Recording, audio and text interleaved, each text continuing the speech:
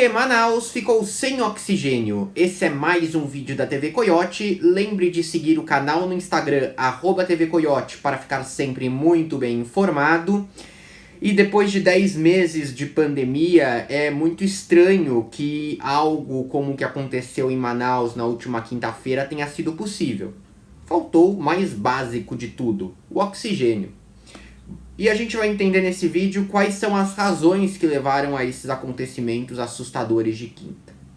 Eu vou elencar 3 motivos e depois a gente vai discutir sobre como eles poderiam ter sido evitados e por aí vai. Primeiro motivo, disparada na demanda. Certo, antes da pandemia do novo coronavírus, Manaus tinha um consumo diário nos seus hospitais de cerca de 14 mil metros cúbicos de oxigênio por dia. Bom, com a primeira onda da pandemia, esse valor dobrou. O consumo foi para 30 mil metros cúbicos por dia.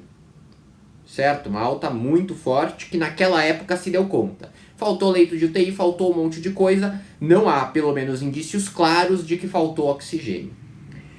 Agora, nesses primeiros dias do ano, a demanda em Manaus, que já estava voltando tempos atrás aos 15 mil de pré-pandemia, disparou para 70 mil metros cúbicos diários. Sim, praticamente aí umas 5 vezes o que você tinha antes do coronavírus e mais do que o dobro do que a gente tinha em abril na primeira onda. 70 mil metros cúbicos diários, dado passado esse pela White Martins, a empresa que tem a maior fatia do mercado.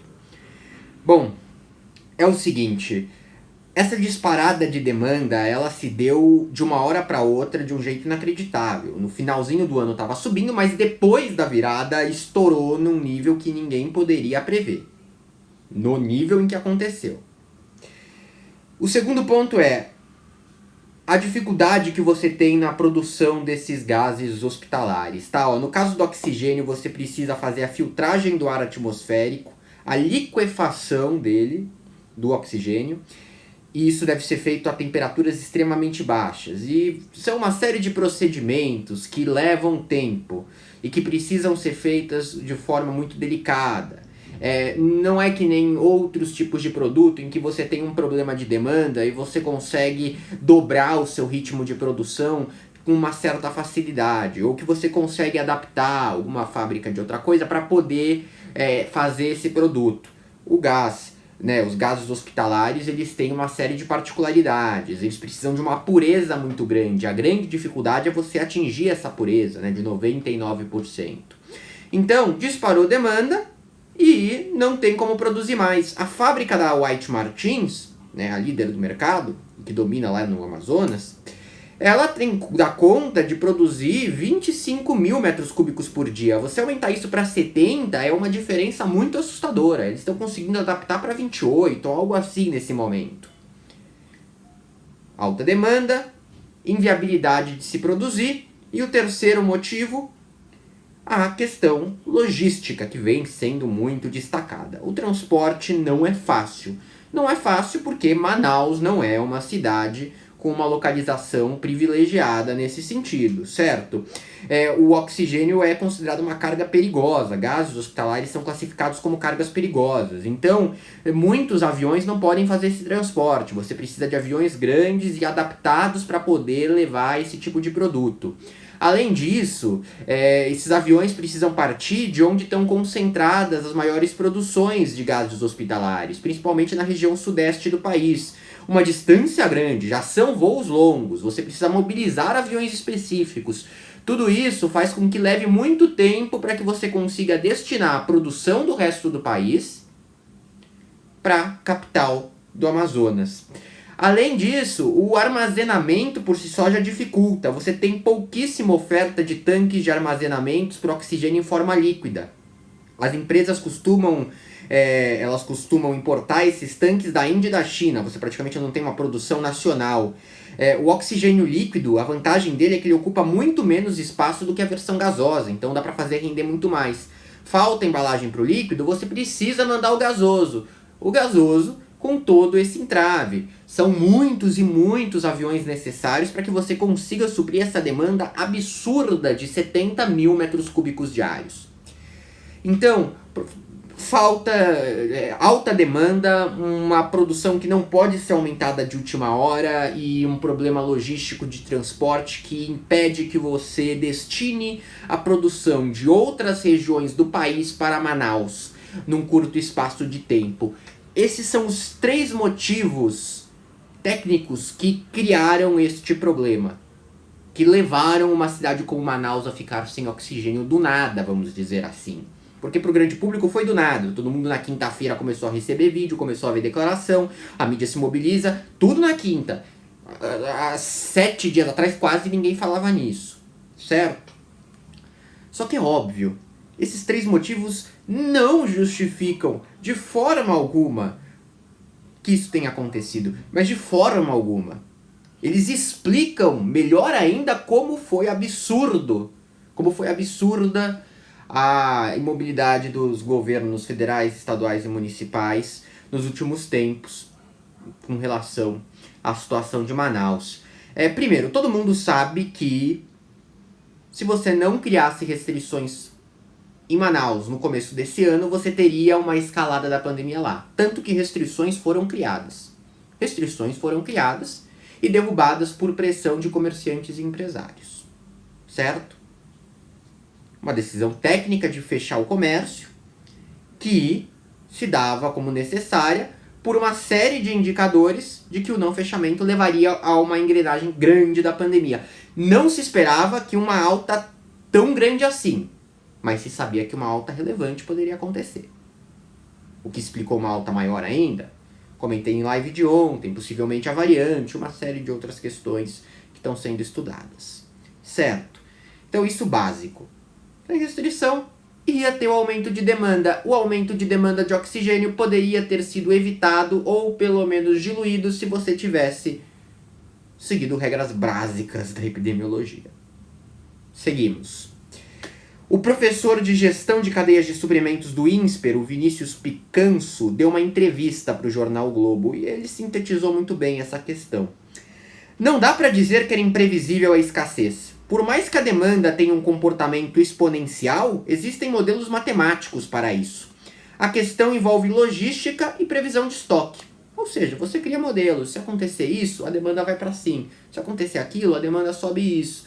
E numa situação excepcional e recheada de imprevisibilidades como uma pandemia, você precisa ter modelos que enxerguem o pior cenário possível. É uma das grandes lições da pandemia, certo? E, bom, são palavras aqui do professor de gestão de cadeias de suprimentos do INSPER Vinícius Picanso, mas não precisam delas, nem precisa disso. 2 datas, 23 de novembro. No dia 23 de novembro, a Secretaria de Saúde do Amazonas elaborou um projeto básico para compra extra de oxigênio. Acontece o seguinte, a Secretaria de Saúde do Estado, ela tem um contrato com a White Martins fechado em 2016 que prevê o fornecimento mensal de gases hospitalares. Esse contrato está correndo. Todo mês a White Martins fornece os gases conforme a demanda que foi prevista lá em 2016. Em 2018 foram fechados aditivos a esse contrato para que você tivesse um fornecimento maior do que estava previsto nele. Só que o teto previsto para aditivos em contratos desse tipo é de no máximo 25% acumulado. Ou seja, com os aditivos de 2018, lá antes da pandemia, você ficou numa situação em que o Estado tinha uma margem só de 21,9% para adquirir mais insumos ao longo de 2020. Certo? Ou então teria que fechar um novo processo de contratação. O Estado não fechou um novo processo de contratação.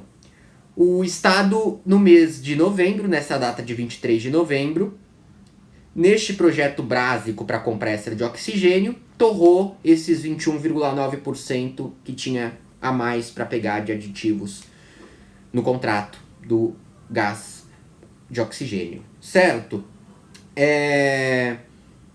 Nesse documento, a Secretaria admitiu que os casos do coronavírus já estavam em alta na época e que o volume de oxigênio contratado, que estourou o contrato no limite, não seria suficiente para dar conta da demanda.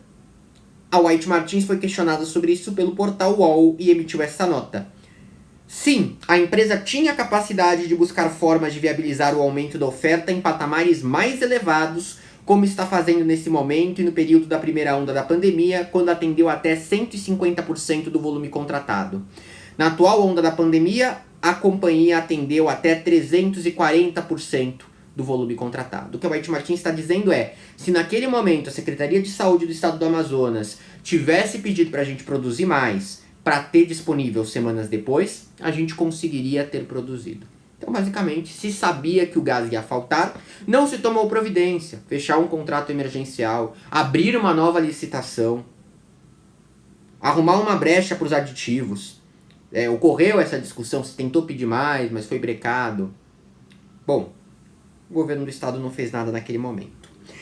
No dia 7 de janeiro agora, uma semana antes de estourar tudo na quinta, a White Martins fez um alerta ao governo do Amazonas e ao governo federal de que não estava conseguindo suprir o crescimento avassalador da demanda, porque ela não tinha sido avisada antes, muito menos nessa oportunidade de novembro.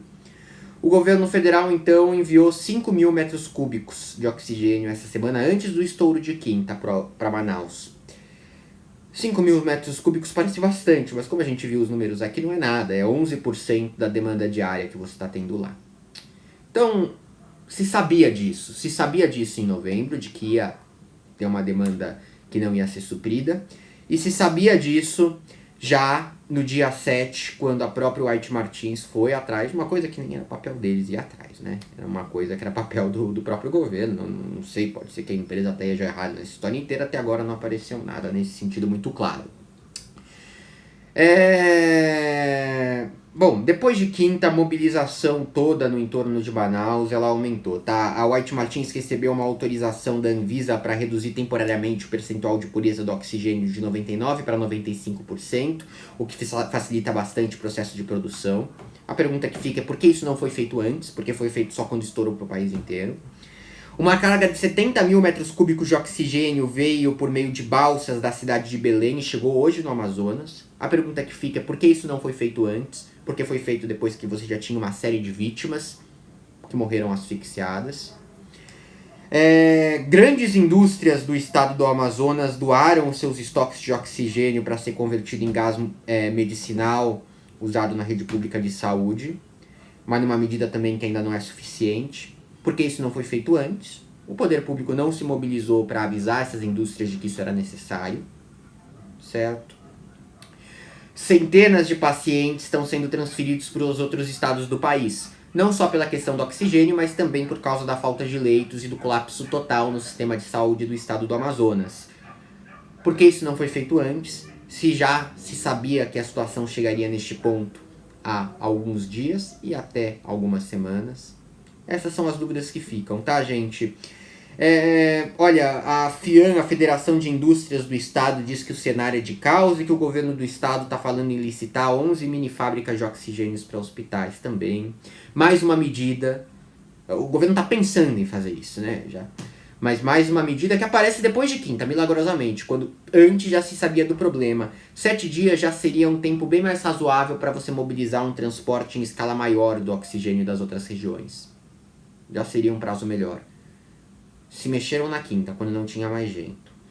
Antes que alguém venha me dizer que o governo federal não tem responsabilidade pelo que está acontecendo, porque o Supremo Tribunal Federal impediu que Bolsonaro tomasse medidas de combate à Covid, isso não é nada mais, nada menos que uma grande mentira do presidente. Você não precisa acreditar em tudo que o ser fala. Certo? O ser está mentindo, descaradamente. O Supremo Tribunal Federal nunca determinou isso. Eu tenho um vídeo sobre isso publicado no começo de agosto. Vou linkar aqui nas telas finais. O Supremo só determinou que os estados e municípios têm autonomia para decidir sobre as suas restrições. Mais nada. O governo continua com todos os papéis que ele tem. Todos os papéis previstos na Lei Orgânica da Saúde. A Lei Orgânica da Saúde prevê que o governo federal age em situações como essa.